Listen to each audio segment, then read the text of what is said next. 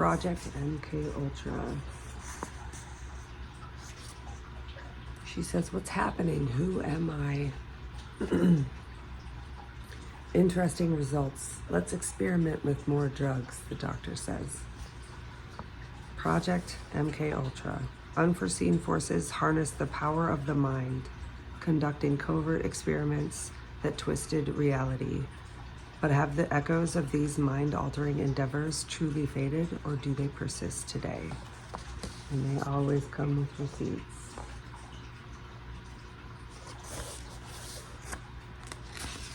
Tuttle twins. On April 10th, 1953, Allen Dulles rose to a podium to deliver a shocking address to the assembled alumni of his alma mater, Princeton University, at a conference in Hot Springs, Virginia. The Korean War was just about to conclude, creating a new communist North Korea. Joseph Stalin, the dictator who ruled the Soviet Union, had died a month prior. Dwight D. Eisenhower, the famed Army general, had just become President of the United States, taking office in January. He and countless Americans saw the Soviet Union as a major threat whose communist ideas needed to be contained and defeated. Dulles was the first civilian director of the CIA and had taken office, appointed by Eisenhower, on February 26th. Now, several weeks later, he wanted his audience and the American people more broadly. He warned his audience and the American people more broadly about a new mind control program being conducted by the Soviets. The aim, he said, is to condition the mind so that it no longer reacts on a free will or rational basis, but responds to impulses implanted from outside. He continued, if we are to counter this kind of warfare, we must understand the techniques the Soviet is adopting to control men's minds. The human mind is the most delicate of all instruments. It is so finely adjusted, so susceptible to the impact of outside influence, that it is proving a malleable tool in the hands of a sinister man. We in the West are somewhat handicapped in brain warfare. Dulles further claimed that, quote, it is hard for us to realize that in the great area behind the Iron Curtain, a vast experiment is underway to change men's minds, working on them continuously from youth to old age, end quote. You might imagine the audience was alarmed to hear this revelation from the director of the CIA. More and more Americans became concerned with the power and influence of the Soviet Union and the nefarious schemes they were conducting, such as this mind control business. Things aren't always what they seem. 3 days after giving this speech, Dulles secretly ordered his spy agency to enter the mind control business as well. So much for being somewhat handicapped, right? Known as Project MK Ultra, this top-secret government program involved mind control experiments using drugs, electroshock therapy, toxins, hypnosis, radiation, and more. Some participants had volunteered freely for the program, but most were enrolled under coercion without any knowledge that they were human guinea pigs for the CIA's activities. Soldiers, prisoners, mentally impaired individuals, and other vulnerable members of society were lab rats for Dulles' project.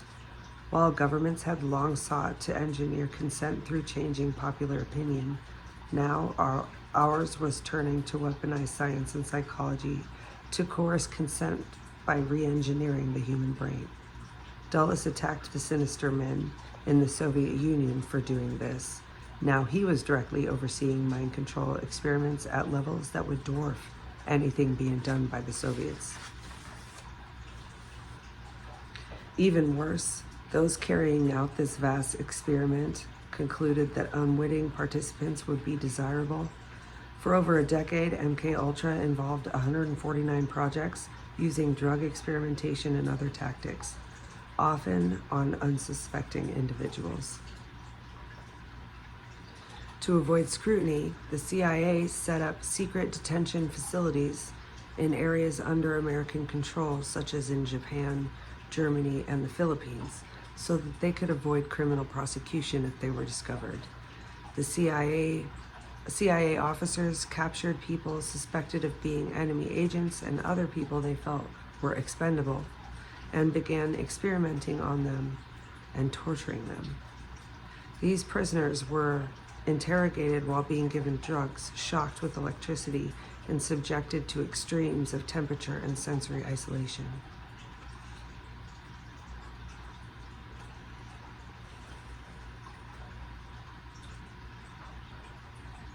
Where was the oversight? Obviously, a secretive CIA program would not come to public light, but one would only hope that the Inspector General, a role designed to identify and stop fraud and abuse, would have urged restraint and compliance with the law. In this case, quite the opposite happened. A 1963 report from the CIA Inspector General says this: precautions must be taken not only to protect operations from exposure to enemy forces, but also to conceal those activities from the American people in general. The knowledge that the CIA is engaging in unethical and illicit activities would have serious repercussions in political and diplomatic circles and would be detrimental to the accomplishment of its mission. The American public first learned of this conspiracy 2 decades after it started, in 1975, when a congressional committee issued a report detailing some aspects of MKUltra programs. Much of what these elected officials learned and revealed came from the Inspector General's report, which survived the CIA director's 1973 order to destroy all files connected with Project MKUltra. In 73, in 75 is when we were alerted, 2 years later. The report had been incorrectly stored in another building, surviving the purge and preserving information about this vast conspiracy conducted on countless individuals. Cui bono? Dulles had warned that others' efforts to control men's minds have such far-reaching implications that it is high time for us to realize what it means and the problems it presents in thwarting our own program for spreading the gospel of freedom. End quote. That was Dulles's warning. But do government officials truly care about spreading the so-called gospel of freedom? Dulles was not wrong. The Soviets were indeed operating mind control experiments. Many governments were. The CIA believed that China and North Korea were also operating such programs. The Nazis had done it, with doctors experimenting on prisoners in Auschwitz and Dachau. The CIA recruited many of these individuals after World War II to continue their work, now theoretically in support of those promoting freedom. Not all of those researchers were in on the conspiracy. In some cases, scientists were given grants to fund their work provided by CIA front organizations. In these situations, scientists either did not know that the CIA was using their work for these purposes, or at least they had plausible deniability to shield them from future legal consequences. In any case, the patients did not consent to being tested. Americans were right to be concerned about the Soviets and other communists trying to manipulate people, and government officials who wanted to find ways to more easily thwart communist efforts had reasonable intentions. But the ends don't justify the means. Having good intentions of stopping evil communists didn't mean it was okay to become evil yourself, experimenting on unsuspecting people. Why does it matter? Governments have long used Why does it matter?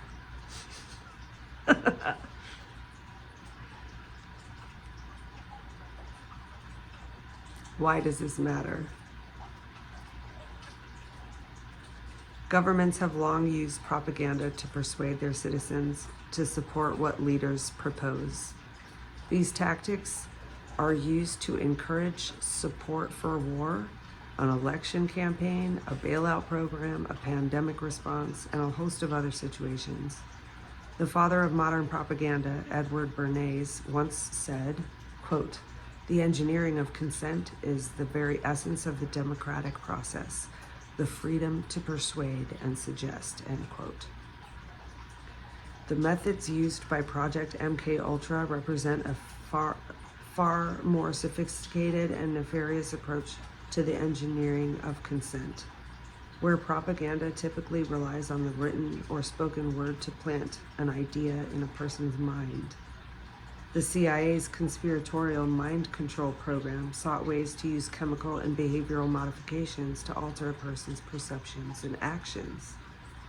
Of course, those involved had a way to soothe their own conscience. After all, they were simply trying to catch up to the Soviets and make sure that their mind control activities could be thwarted and overpowered. But that's the thing. Evil deeds always have excuses. There's always a boogeyman to vanquish or emergency to stop. There's always reason for those in power to try and get more power.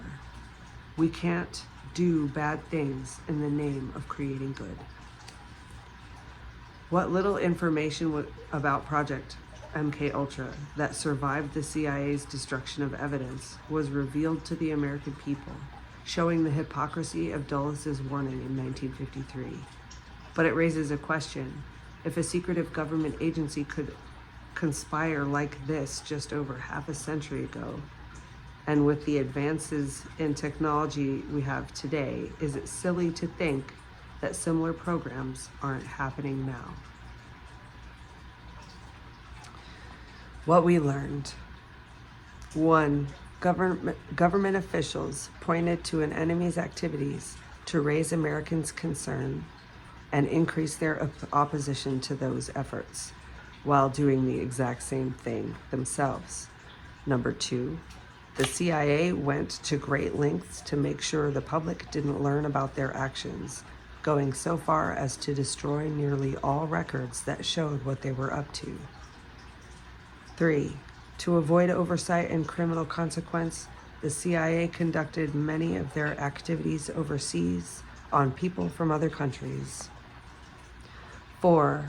The Inspector General, instead of putting a stop to this abuse of power, helped conceal it from the public and encouraged continued secrecy of the program. 5.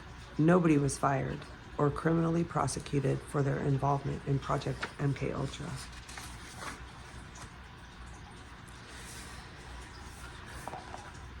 This is a doozy of a document, an MKUltra document.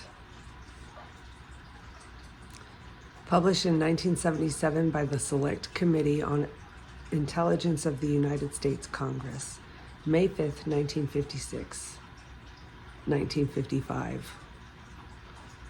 A portion of the Research and Development Program of TSS/Chemical Division is devoted to the discovery of the following materials and methods. 1. Substances which will promote illogical thinking and impulsiveness to the point where the recipient would be discredited in public. 2.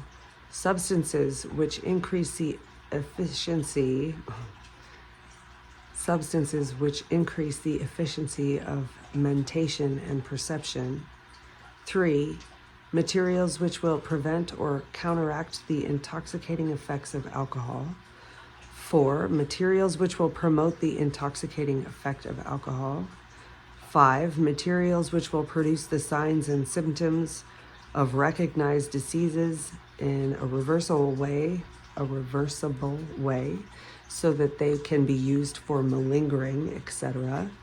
6. Materials which will render the induction of hypnosis easier or otherwise enhance its usefulness. Scopolamine is the stuff in South America. They breathe it into your face and it makes you so susceptible to suggestion that they will say, open the door, and you will open the door, or raise your hand and you'll raise it. and keep it there if they, I mean, if you know what I mean. So, and the substances that will promote illogical thinking so that you'd be discredited in public, like, I don't know, there's so many cases of that. In the music industry, actors, you know, Cat Williams talks about it. Where was I?